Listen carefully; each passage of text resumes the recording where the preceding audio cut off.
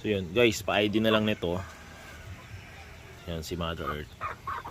Siya ang nanay ng mga yan. Pa-ID na lang kung darag ba talaga yan.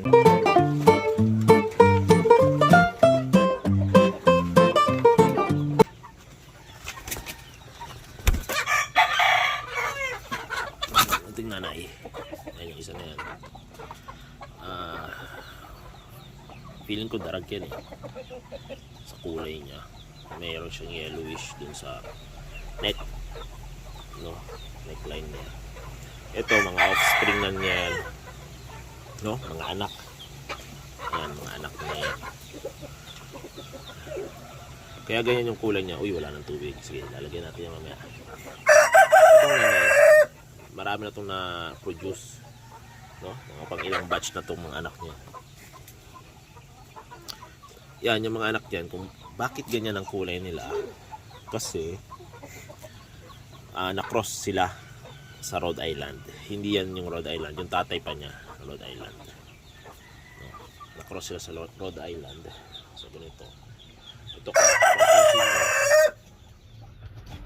kita pa rin yung line ng pagka ano niya eh, pagkadarag niya eh. Kita pa rin. I'm not sure, pero yun ang sa tingin ko. Ito rin oh, may kita nyo. Ito hindi pa ito nangingitlog eh. Oh, makikita mo yung may yellow line dito. Indication yan na may lahi siyang darag. Yung isa, ito konti lang, hindi masyadong halata eh. Papakasta ko, ayan, papakasta na naman. Grabe kumasta yung mga Rhode Island. No. Make sure lang na ipapares yung Rhode Island kasi sa laki ng katawan niya, no? Malilit lang to. Na yung mga hen na ganito kaliliit is kaya ng ano, ibig ko sabihin is nagpapakasta na. Yung pag ginanyan mo, pag ginanyan mo is para siya tumutuwa, nagpapakasta. Yung sabihin, kaya niyang suportahan yung bigat ng Rhode Island. No. Meron kasi ako eh, experience ko yung isa kong inahin eh. Malaki dito ng konti pa yun. Napilay nito. Pero hindi pa yun sanay magpakasta. So yun, hindi nyo nasuporta na pilay. Kinatay na lang namin. Pero ito, kahit malilit sila, kaya nila yung bigat nito. Kasi nga, sanay sila. Sanay na sila magpakasta. Nagpapakasta na kumbaga. Laki niya, no? Rhode Island. Likat ko. Natin mga gano'n ito kabigat. Bigat to eh. Oh, siguro nasa 2 kilo mahigit yan. Balik tayo sa topic. Ito si Mother Earth. Malakas siya mga itlog. Nakailang anak na yan. Nakailang offspring na yan. Ilang batch. No? Ito hindi yan magkakapatid eh. Pero isa lang ang nanay. Kumbaga hindi sila sabay pinanganak. No? Makita mo yung kulay nito. Halos Rhode Island. Pero yung makita mo yung mga lines. No? Para siyang darag din. Parang ito. Yellowish lang to. Red lang yung isa.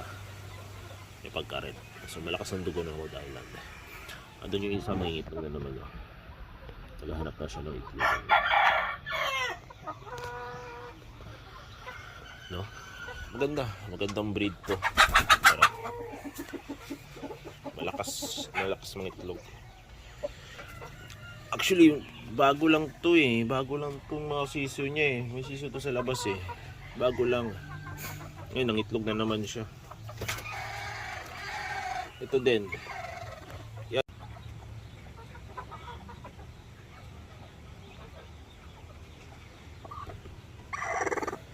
Anong itlog dito eh.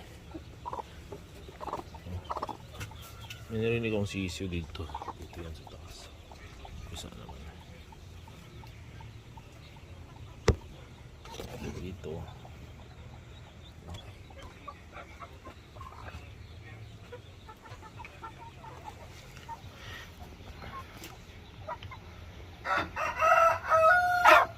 So yun guys, pa-ID na lang nito. Yan si Mother Earth. Siya ang nanay ng mga yan. Pa-ID na lang kung darag ba talaga yan. Hindi ako sigurado. Yung mga datihan na sa pagmamanok, mga veterans dyan, pa-comment na lang. Pa-comment na lang kung darag ba talaga to.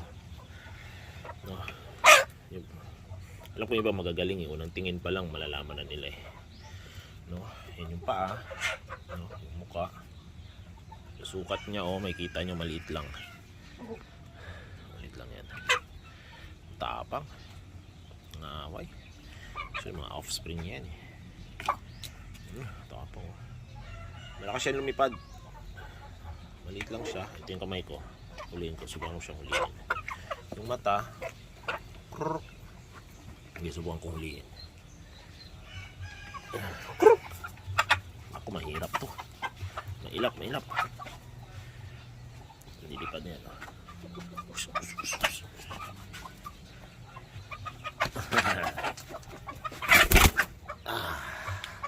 Mahirap.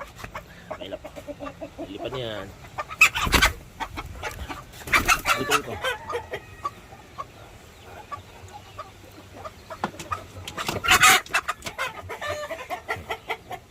Kala niya kakastayin siya.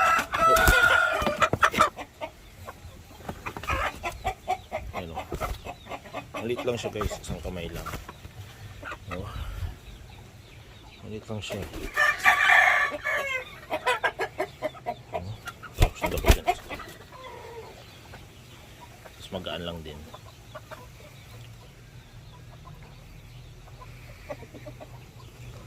Pa-ID na lang guys. Pa-ID na lang kung ano ba tong breed na to. Basta yan, basta ito offspring niya, anak siya na yan. Sa tatay is Rhode Island, hindi yan ang tatay. Rhode Island. Okay, yung sa mga itlog na yung may pahak. So yun lang. Peace. Yun yung isa, mga aga ng itlog, ayun ng itlogan. Ito, yan, yung may sugat sa ulo. Pinuka kasi ito eh. May sisiyo yan. Maliit pa, wala pang 1 month.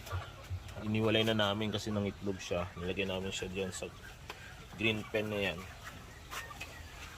Tapos nangitlog siya kasi nakastahan siya nung ano eh, Texas dun sa labas eh.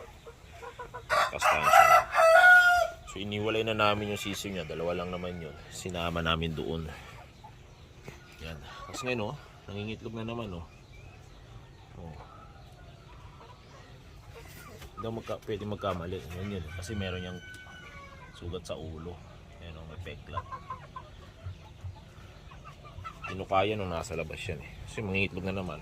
Ito din, mas nauna to na nangitlog compare dyan sa anak niya. Ano yan? Ang anak, ang sisiw niyan, papakita. Nilalak ko lang to. Automatic yung lock namin eh. Ito yung mga sisiw niya. Yan. Diba? Nilalak ko na. 1 month higit. Pero hiniwalay na namin. Kasi nga, nangingitlog na siya. Yung nanay ha, si Mother Earth. Ngayon, papakita ko yung isang anak ng maliit. Dito, sinama ko dito. Sinama ko dyan. Maliit pa. Pero nangitlog na siya. Kita nyo naman guys. Oh. Asa na siya? Kita nyo naman, naghahanap na siya ng may itlogan. Diba? Yan o. Kaya nilagay ko na siya dyan. Kasi nilagay ko siya dito kasama yung anak niya, tapos biglang nangitlog. So iniwalay na namin. Hindi na siya naghanap sa anak niya oh. Nangitlog na siya. Teka lang, may naririnig ako sa taas. Teka lang, may isa kaming naglilimlim sa taas eh. Tignan natin kung namisa na. I-flash natin. Tignan natin kung may sisiw. Naririnig ko ako may sisiw. Uy, may naririnig ako may sisiw. Mamaya check natin yan mamaya. Tayo niyo ipasok siya. Para napisa na. Feeling ko napisa na yan. No? Feeling ko napisa na yon. Kasi naglimlim yon yung nasa taas. Naglimlim yon February 8. Ngayon February 28 na. So 20 days. No? Usually 21 to 22 days mapipisa na eh. Feeling ko napisa na kasi narinig ko eh. Uy, wala ng tubig. Didiligan natin yan. So far meron kaming isang pure na darag. Not sure kung pure, basta darag yan based sa kanyang itsura. Tapos meron siyang 3 anak na cross na sa kanya at sa Rhode Island. Hindi yan yung tatay, anak na rin yan. Okay, ngayon mabantayan natin yan yung mga darag. Ito hindi pa nangingitlog eh, yung isa.